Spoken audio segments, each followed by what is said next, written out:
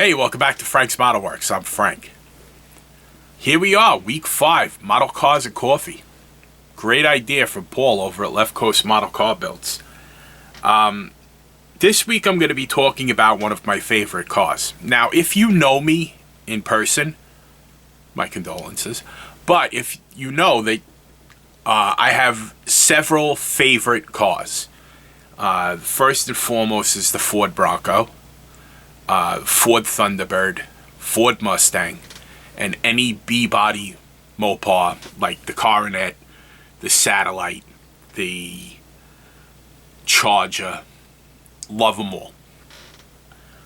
This week I'm going to talk to you about Thunderbirds and Cougars. And the models of those two cars that I collect. And not even all of them. I mean, there's a wall back there and I'd have to start really digging things out to get all of my Thunderbirds out. But I've never actually owned a Thunderbird. The closest I came to owning one was back in 1989 when I was a senior in high school.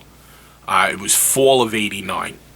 So I just turned 17 years old, just got my license. I saw a silverish tan Ford Thunderbird Super Coupe on the showroom floor at LaFrez Ford in Glendale. And I was absolutely mesmerized by that car. So I go into the dealership and, I collected the usual dirty look that a salesman's going to give some 17-year-old schnook that comes walking in off the street. And I asked if they had a brochure for the Thunderbird, and the guy looks at me. It's like a waste. What am I going to give you? You're not going to be able to buy this car. So he goes, yeah, right here. He hands it to me. I actually still have it upstairs. And I'm looking through that brochure when I get home. And at the time, I was working at a supermarket in the produce aisle.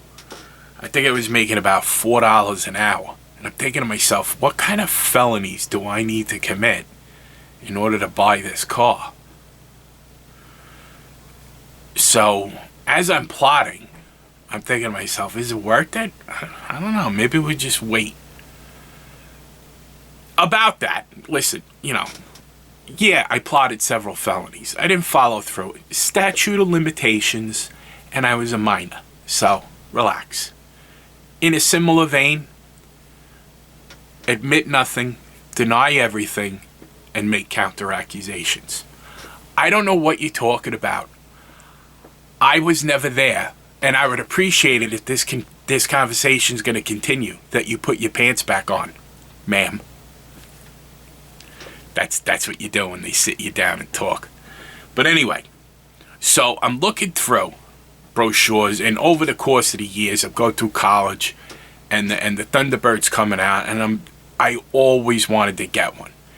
Then in 1996, a friend of mine, I'm just about to graduate college, and a friend of mine gets a 1996 Thunderbird LX with the 8-cylinder. And I'm like, I gotta get this car. I gotta get one of these cars. And it just never happened. But over the years, I have collected several kits of the Thunderbird. Revell came out with a lot of Thunderbird models, especially in the late 80s and 90s. So the first one I'm going to show you is a monogram kit of the generation before the one that I fell. The generation that I fell in love with was the one from 1989 to 1997.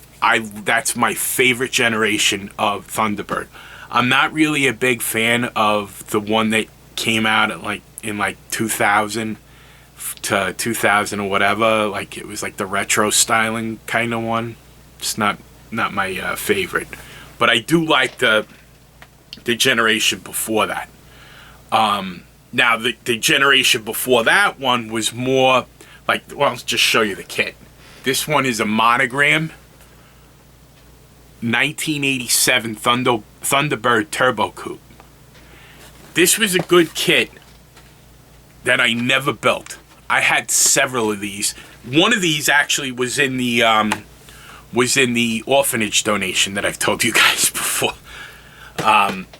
This is a very interesting kit that I've never gotten a chance to actually build, but it's definitely on my list to build. It was based... I honestly, I don't know the exact story anymore. James Duff would know. He would actually know, like, what the story.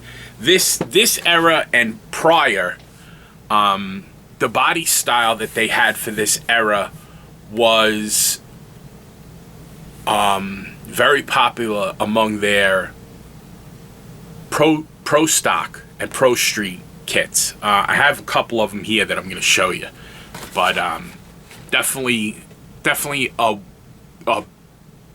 one of my kits that's going to be built eventually. Next up, this is the one. This is the 1989 Thunderbird Super Coupe. This is the version, this is the generation of Thunderbird that I'm in love with to this day. Pretty good kits. I built one or two throughout the years. I don't have them anymore. I don't know what happened to them. But it's one of those kits that if I see them, I buy them. No matter what, I will buy them.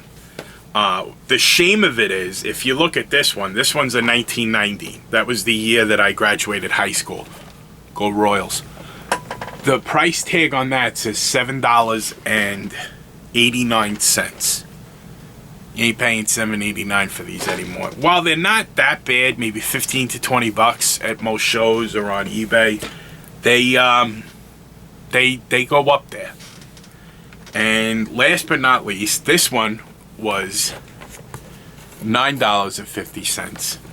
I don't know with. I have several of each of these kits, so I don't know if I paid that or somebody else paid that. But the 89 through 91, very similar kits, very similar layout, and nice builds. So that's the generation of Thunderbirds. Just fall over, who cares? But I also like I'm a big fan of Cougars too. You heard me. You know what I meant. But Revell also had a series in this generation of Mercury Cougar. Similar body styles with the exception of the hooked.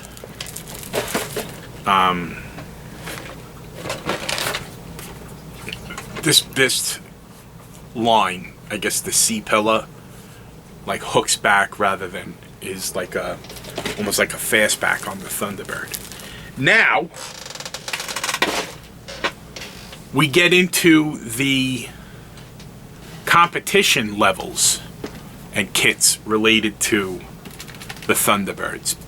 Now, when I'm talking in this video, I'm only going to be talking about 80s and 90s Thunderbirds. There's plenty of kits going all the way back to the beginning of it, and you know, it was one of the defining personal luxury vehicles that were really hot in the automotive market from the 50s all the way up till today, really.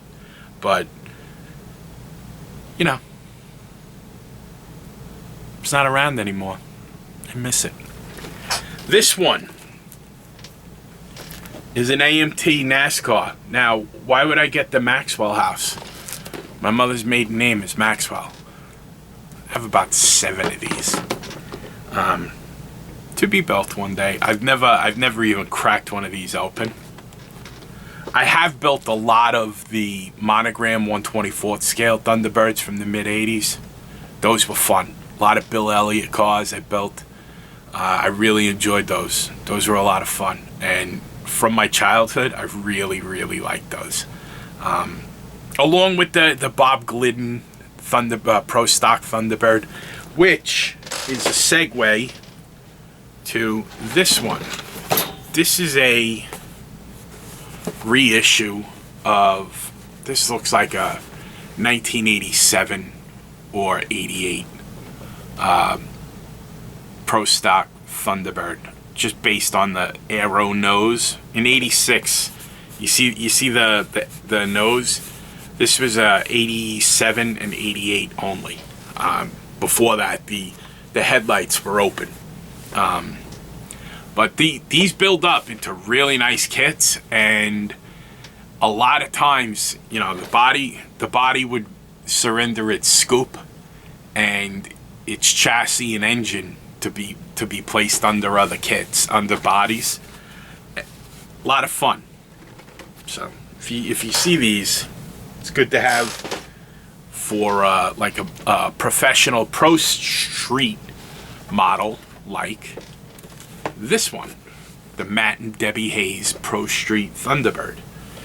There are some differences. Like, you would think that these are very similar. They are kind of, in a way, but the engine in this kit is much different. This is a definite Pro Street, and although the teardrop that teardrop scoop is similar between the two of them, the one on the Matt and Debbie Hayes is way forward. But inside, that's not going to be an annoying color to cover up. Actually, it's not. Pink's not that bad to cover up. It's not hard to cover up pink. Yellow is hard. You know how you cover up yellow with pink? You know a good color to prime for yellow? Pink. I dropped the instructions.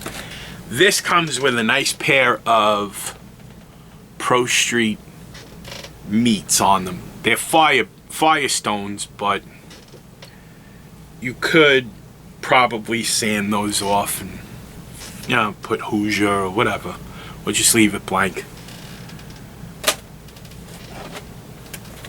And finally, a kit that really annoys the hell out of me. Not because, let me just explain. These kits. Lucas C did a video about this series of Revell kits from this racing series, and over the years this kit has gotten pretty expensive. And you know what really annoys me about it? I don't know if you could see that. You see that price? $3.99. These things go for 40, 50, 60 bucks. There was a point where, like, this was like, my hobby shops would have 10 of these because they, like, who wanted this? It was like it wasn't a very popular racing series. I bought it because, you know, Thunderbird. I'm always gonna buy a Thunderbird when I see it. But $3.99. Who would have thought, like who would have thought to buy modeling futures? Like, even like Model House. Have you seen the prices for that stuff on eBay? Like, if I had known, I would have never put a dime in my 401k. I would have just bought Model House stuff. I would have just bought Model House stuff for speculation's sake and then sell it now. It's crazy. But that's my state of affairs as far as the model cars and coffee for this week. I appreciate you tuning in. I thank Paul for the idea. I think next week we're going to look at my Broncos. I'll start digging them out now. There's a lot of them. But until then, as always, I got Frizzo's back. I appreciate your support. I hope you like my haircut. And until we speak again, my friends, take care of yourselves and be well.